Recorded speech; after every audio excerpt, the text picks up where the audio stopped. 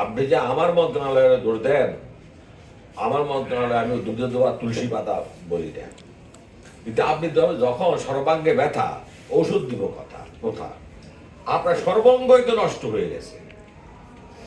আপনি যদি সমস্ত গায়ে ব্যথা থাকে আর একটা হাতে আঙ্গুল বেঁধে রাখেন যে এখানে ব্যথা না আসে, কি লাভ হবে আপনার?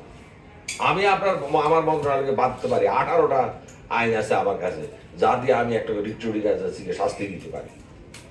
তাকে আমি ব্লক করে দিতে পারি, তার তার লাইসেন্স আমি লক করে দিতে পারি, তাকে কিছুদিনের জন্য লক করে দিতে পারি, তাকে 3 লাখ টাকা জরিমানা করতে পারি, তার জামানত বাজেয়াপ্ত করতে পারি, তারে করতে পারি না তার মাধ্যমে মামলা করতে পারি, তাকে করতে পারি না হেন কোনো ব্যবস্থা নাই যে তার বিরুদ্ধে করতে পারি না।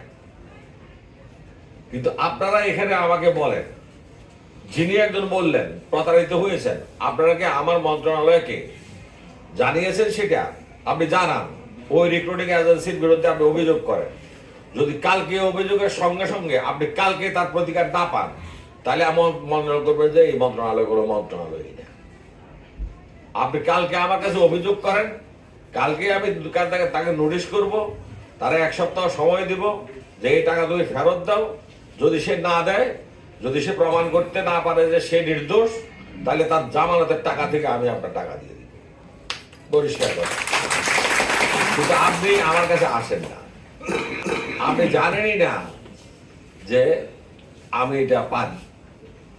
আপনি এটাও জানেন না যে বিদেশে একজন লোক গেছে, সে বিএমএড-এর মাধ্যমে যায় নাই, বৈধ পন্থায় যায় নাই, সে চুরিদারি করে গেছে, নৌকায় উঠে গেছে, নানানভাবে অবৈধভাবে গেছে, কিন্তু যাওয়ার পর সে আমার বাংলাদেশের মানুষ।